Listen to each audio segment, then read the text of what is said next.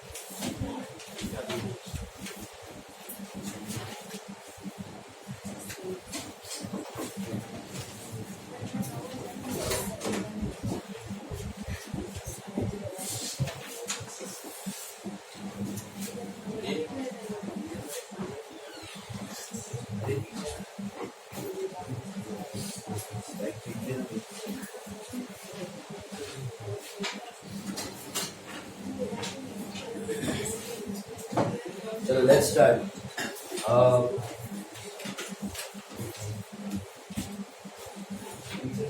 Pay attention now.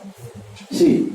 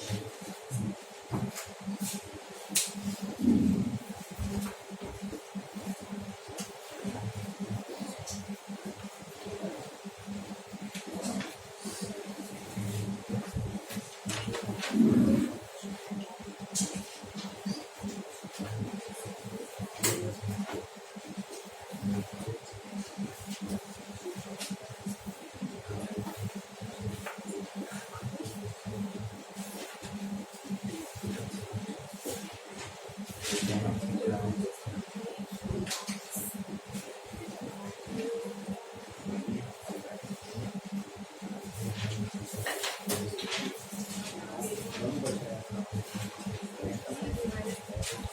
attention now. Look at the board. See, this adjustment we have already done, right? BD, FPD, NRDD, and ORDD. On the same lines, you have two more adjustments. One is related to discount allowed, and one is related to discount received. So items are very similar. Logic is also very similar. See, what was bad debts loss? Debtor से पैसा नहीं आया. Similarly, discount allowed is also your loss. Expense only. Just like bad debts is your loss, expense, bad debt to debtor.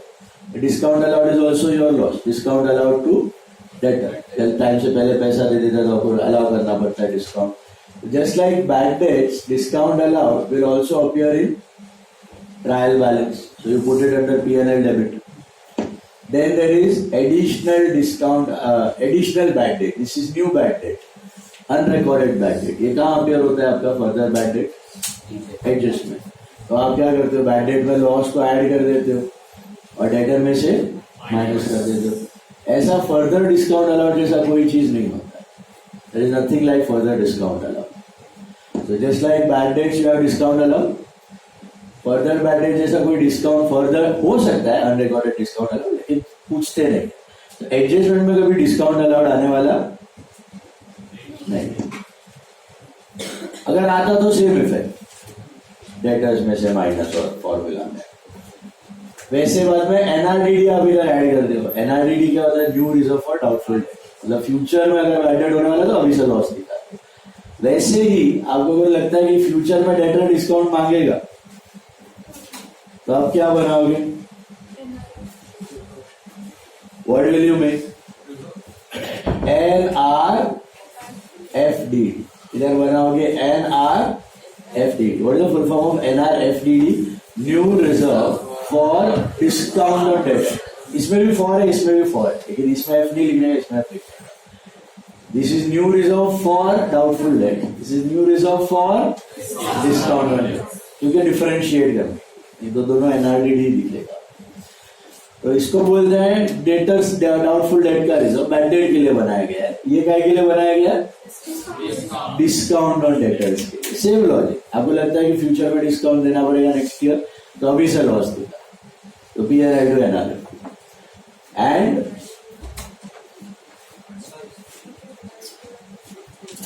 बोल ये बस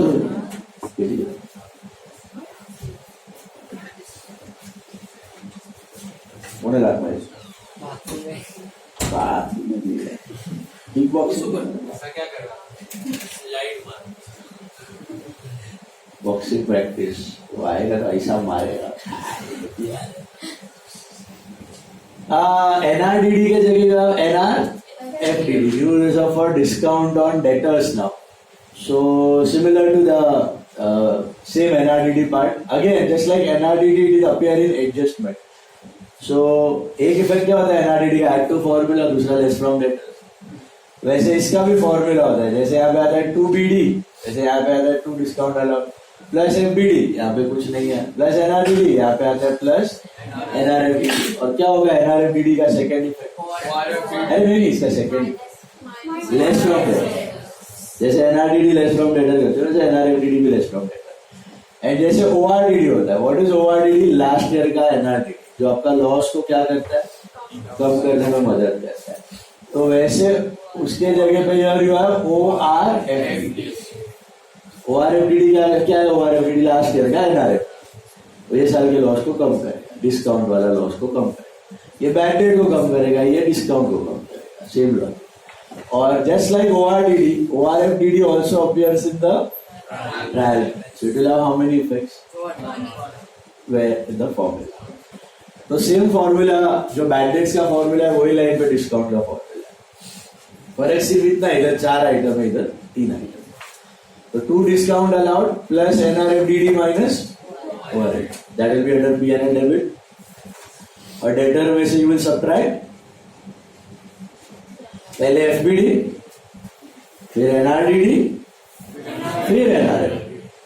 पहले हमेशा बाकी सब एडजस्टमेंट करने का, फिर एफबीडी माइनस करने का, फिर एनआरडीडी और फिर एनआरएफडीडी एकदम एंड में, एकदम लास्ट, सब कुछ होने के बाद।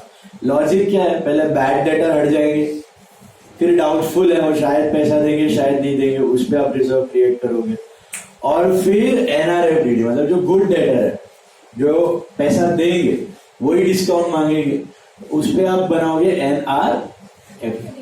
क्या बोला मैंने, पहले बैड जो पैसा देने वाले नहीं, एफबीडी हटाओ, फिर NRD that is for doubtful है, शायद देगा शायद नहीं देगा, और फिर एनआरडी जो पैसा देने वाला वो डिस्काउंट मांगेगा, उस पर डिस्काउंट का रिजर्व बना। और मैं तो शायद फ्यूचर में डिस्काउंट देना पड़े, तो हमने अभी से लॉस दिखा दिया एनआरएफडी। ये तीनों समझ में आ गए।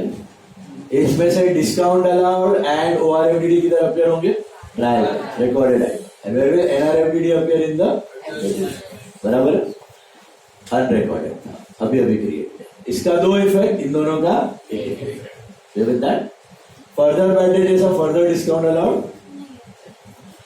यही लाइंस पे एक और चीज है आपके पास, डिस्काउंट अलाउड जैसे होता है वैसे यू हैव डिस्काउंट रिसीव।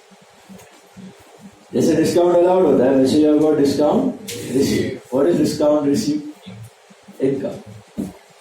जैसे हम डेटर्स को डिस्काउंट अलाउ करते हैं, डेटर से पैसा कम आया उसको डिस्काउंट अलाउ, हमारा एक्सपेंस, हमने क्रेडिटर को कम दिया उसको बोलते हैं discount receive. That's our income, that will appear in the trial balance, so it will have just one effect. Okay? अच्छा, जैसे फर्दर बैडेड होता है वहां पे कोई फर्दर डिस्काउंट अलाउड जैसा नहीं होता, वैसे फर्दर डिस्काउंट रिसीव भी होता है। अच्छा, व्हाट इज एनआरडीडी? आपको लगता है बैडेड होगा तो आपने लॉस दिखा दिया। What is NRDD? आपको लगता है डिस्काउंट अलाउ करना पड़ेगा तो लॉस दिखा दिया। उसके जगह पे यहाँ पे मिलेगा एनआरएफडीसी। क्या है full form? New reserve for discount on credit. ये था new reserve for discount on debtor, ये new reserve for discount on credit, एक वर्ड अलग हो गया, इधर डेटर इधर क्रेडिटर। ये था new reserve for bad debt, doubtful debt. ये है डिस्काउंट रिजर्व, ये है डिस्काउंट रिसीव्ड का रिजर्व। मतलब क्या इसका मतलब क्या था? फ्यूचर में डिस्काउंट होने वाला, अभी से लॉस दिखाओ। इसका मतलब क्या है? फ्यूचर में डिस्काउंट मिलेगा, अभी से प्रॉफिट दिखा, अभी से प्रॉफिट दिखा। यहाँ पे फ्यूचर में लॉस होने वाला है तो अभी से लॉस दिखा दिया, यहाँ पे फ्यूचर में प्रॉफिट होने वाला है तो अभी से प्रॉफिट दिखा। But is it with conservatism और against conservatism? Against conservatism. Conservatism क्या बोलता है? Provide for losses but never provide for gains. फिर भी कंजर्वेटिज्म क्या बोलता है कि don't be extremely conservative, be reasonably conservative. Extremely conservative मतलब क्या कि खाली loss loss loss loss loss दिखाओ। रीजनेबली कंजर्वेटिव मतलब क्या कि अगर आपको गारंटी है कि हर साल डिस्काउंट आ रहा है 5-6 साल से, तो आप डिस्काउंट रिजर्व भी दिखा सकते हो।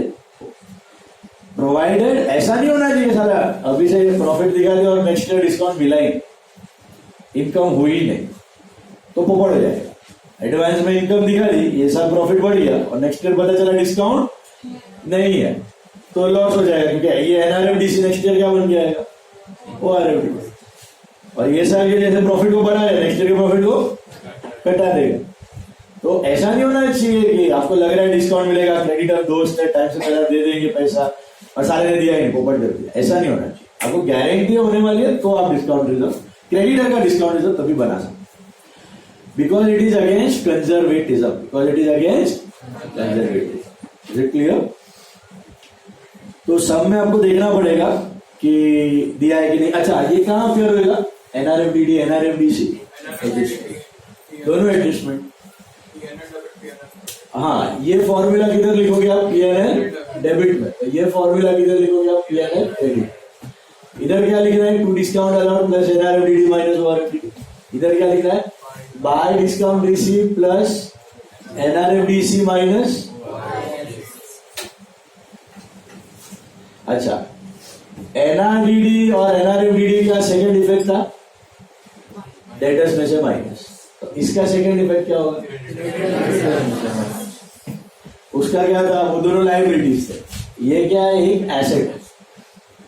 वो लाइबिलिटी थी, ये एसेट, वो लाइबिलिटी थी इसके लिए डेटर से माइनस करके दिया प्रेजेंटेशन, ये एसेट इसके लिए क्रेडिटर से, सेम लॉ, खाली साइड हट के, ये डेटर से माइनस, ये क्रेडिटर से माइनस। अच्छा, ये नेक्स्ट ईयर क्या बन के आएगा, एनआरएफडी नेक्स्ट ईयर बन के आएगा, सॉरी ओआरएफडी, और ये एनआरएफडीसी नेक्स्ट ईयर बन के आएगा ओआरएफडीसी।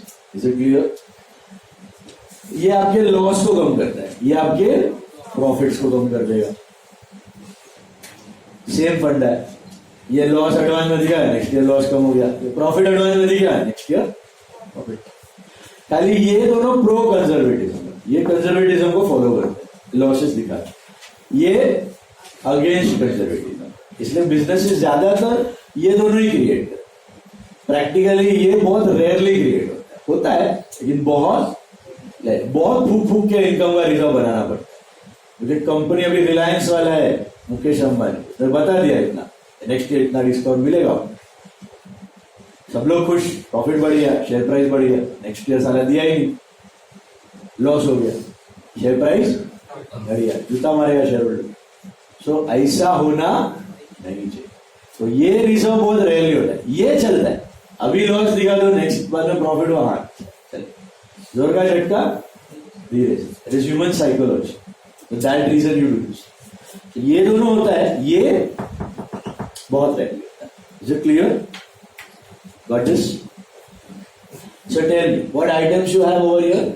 यू हैव डिस्काउंट अलाउड के सामने डिस्काउंट, एनआरएफडीडी के सामने वो एनआरएफ, ओआरएफडीडी के जगह ओआरएफ। इसमें से डिस्काउंट और ओआरएफडीडी ये किधर अपेयर होंगे? Trial, so just one, just like bad debt and ORD. And NRFDD, NRDD, NRFDD, NRFDC ये सब कहाँ अपेयर होंगे? फुल फॉर्म्स क्या है सबके? NRDD is NRFDD discount on debt, and NRFDC discount on credit. बराबर?